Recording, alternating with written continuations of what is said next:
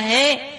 सौगंध मुझे इस मिट्टी की, मैं देश नहीं झुकने दूंगा, मैं देश नहीं रुकने दूंगा, मैं देश नहीं झुकने दूंगा।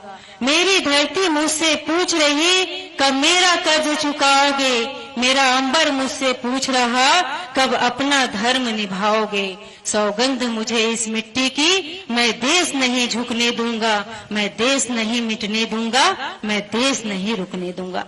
ऐसे यशस्वी प्रधानमंत्री जी का ये चुनाव है जिसमें हम सभी लोग चुनाव के लिए आपके सामने अपनी झोली फैलाकर खड़े हैं। आप लोग जानते हैं कि जब से हमारे मुख्यमंत्री परम सम्माननीय विष्णुदेव साय जी बने हैं, आप लोगों के ऊपर धन की वर्षा हो रही है। हमारे किसान भाइयों को हमने पुराना बोनस 15, 16, 17 का बोनस दिया है। आपके खातों में साए साए पैसे आ रहे हैं। 81,782 बहनों को महतारी वंदन का हर महीने 1,000 रुपए जा रहा है। 2 किस्त पहले मिला था, मुझे लगता है तीसरी किस्त भी आ चुकी है।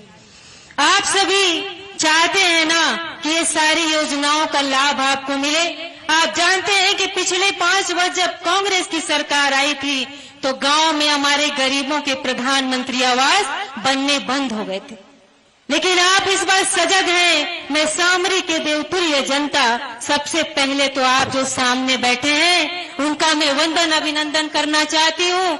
आप सभी को मैं हाथ जोड़ के प्रणाम करना चाहती हूँ कि आप लोगों ने सामरी विधानसभा से हमारी दीदी उद्देश्वरी पैकरा को चुनाव जिताकर भेजा और हम सभी सरगुजा संभाग की सीटें जीतकर छत्तीसगढ़ में महत्वपूर्ण स्थान बनाए हैं। इसका सारा श्रेय आप सभी को जाता है। मैं आप सभी को हाथ जोड़कर वंदन और अभिनंदन करती हूँ।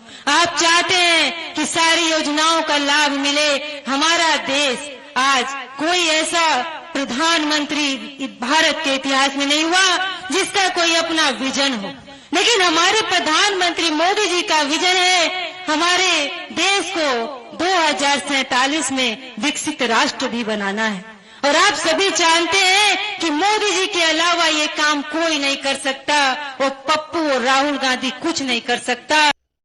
एक तरफ देश के यशस्वी प्रधानमंत्री मोदी और एक तरफ वो पप्पू घूम घूम कर झूठे फरेब फैला रहे हैं। लोग कह रहे हैं इनके पास कोई विजन, इनके पास कोई ऐसी बात नहीं है जो आपके सामने जा सके। तो ये क्या बोल रहे हैं पता है कि हमारे जब प्रधानमंत्री मोदी जी को आप वोट दोगे तो हमारा आरक्षण खत्म हो जाएगा, हमको आरक्षण का लाभ नहीं मिलेगा। अरे शर्म करो कांग्रेसियों, आपको पता होना चाहिए कि प्रधानमंत्री मोदी जी हैं जिन्होंने 12 अनुसूचित जनजातियों को, जो कभी अनुसूचित जनजाति के श्रेणी में नहीं आए थे, यहाँ भी नगेशिया भाइयों का वो आंदोलन मुझे याद है जब 2006, 7, 8 में आप लोगों ने बहुत लंबा यात्रा निकाला था कि हमें अनुसूचित जनजाति में शामिल किया जाए, जो हमारी त्रुटि है उसे सुधार किया जाए।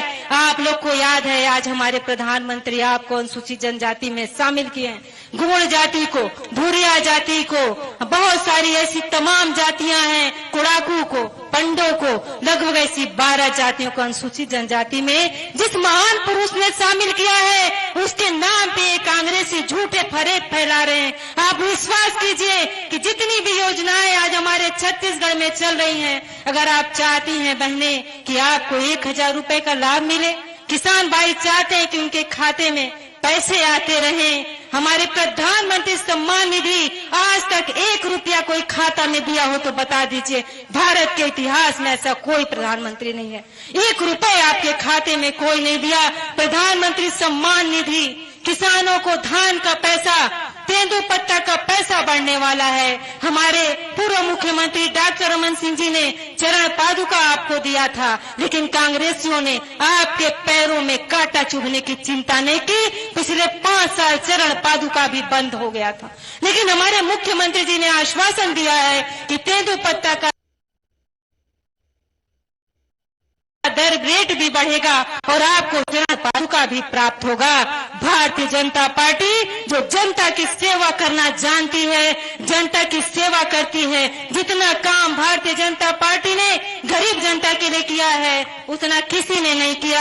आप सभी, आज मैं सामरी आई, मैं यहाँ की महिला मोर्चा जिला अध्यक्ष का भी दायित्व निभा चुकी हूँ, इसीलिए आप सभी से बहुत प्रेम है, बहुत लगाव है। आप सभी सामरी से भारी बहुमत से चिंतामणि महाराज जी को जिताएंगे, इसी आशा और विश्वास के साथ अपनी बात को समाप्त करती हूँ। 2 लाइनें कहना चाहूंगी। जो भरा नहीं है भावों से, बहती जिसमें रसधार नहीं, वो हृदय नहीं वो पत्थर है जिसमें स्वदेश का प्यार नहीं। अगर स्वदेश का प्यार है तो आप मोदी जी को जिताइए, चिंतामणि महाराज जी को जिताइए। आपके देशभक्ति की ये परीक्षा है, ये मेरा विश्वास है कि आप जरूर जिताएंगे। धन्यवाद। जय हिंद, जय भारत, जय छत्तीसगढ़।